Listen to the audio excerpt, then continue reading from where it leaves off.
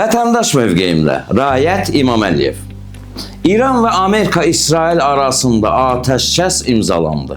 Bu atəşkəsin tərəfdarıyam. Çünki müharibənin bizə dəxli olmasa da Azərbaycan əhalisini vurublar bir-birinə. İran düz etdi deyənlərə fars haftahaları deyirlər.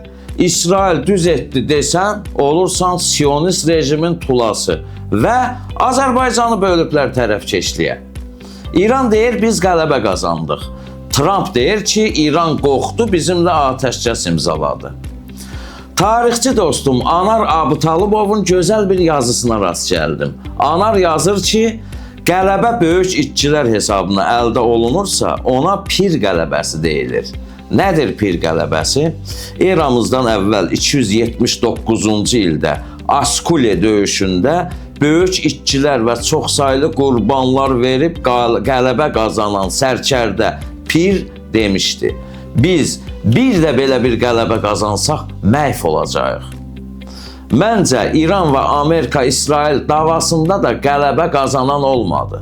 Əksinə hər iki tərəf uduzdu. Ən çox da uduzan, ev eşikləri dağılan, didərgin düşən sadə insanlar, kasıblar, valideyn övladlar, həlak olan sadə insanlar oldu. Əvvəlcə İrandan başlayaq. Həqiqətən İran düşünürsə ki, qalib gəlib, elə bu qələbə pir qələbəsi kimi bir şeydir. Gözümüzü açdıq, İran ayətullası öldürüldü, səhər oyanırdıq, qərargah rəisi vuruldu, o biri gün müdafiə naziri öldürüldü.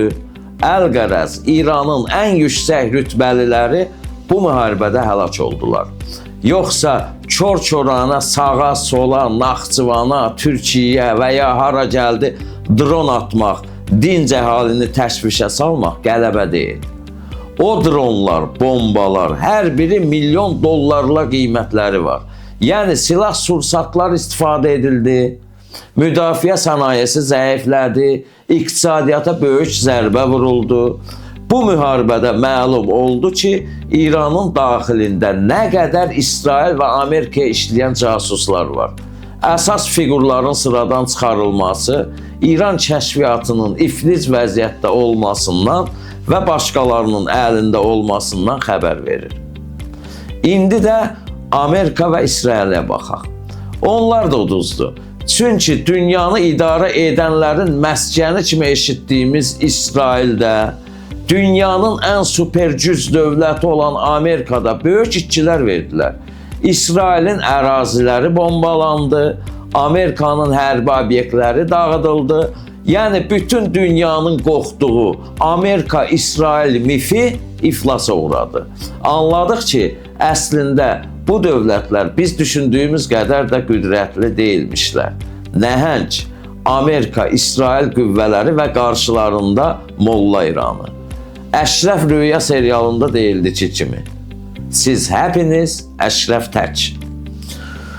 Dostuma deyirəm ki, həyatda ən zəhləm getdiyin şey nədir? Mənə deyir. Həyatda ən zəhləm gedən şey, gözəl bir xanımla tanış olursan, Madoda bir oturub çay içəndə, subayam, bağım var, maşınım var, obyektlərim var deyib basıb bağlayanda, bir də görürsən qonşu stoldan bir yaşlı qadın sənə yaxınlaşır ki, bağışlayın, siz Rüxsarə müəllimənin həyat yoldaşı elektrik Elşad deyilsiniz, deyib, xoşbəxtçiliyimə mane olan bu başıboş insanlardan zəhləm gedir, dedi Elşad. Vallahi Elşad dediyi kimi. Mənim də ən zəhləm gedən şey, özlərini yalandan qalib və xoşbəxt hesab edən belə siyasilərdir. Müharibə heç kəsə xoşbəxtlik gətirmir. Qələbə başqadır, işğal başqa. İşğal başqalarının ərazisini zəbt etmək, qələbə isə öz torpaqlarını düşmən əsarətindən, yağlardan, qəsbkarlardan qorumaq və torpaqları düşməndən təmizləməkdir. Qələbə Azərbaycana yaraşır. Çünki 30 illik işğala 44 gün ərzində son qoyduq. Dəmir yumruqla düşmən başı əzdik. Allah Azərbaycanımızı, dövlətimizi və ordumuzu qorusun.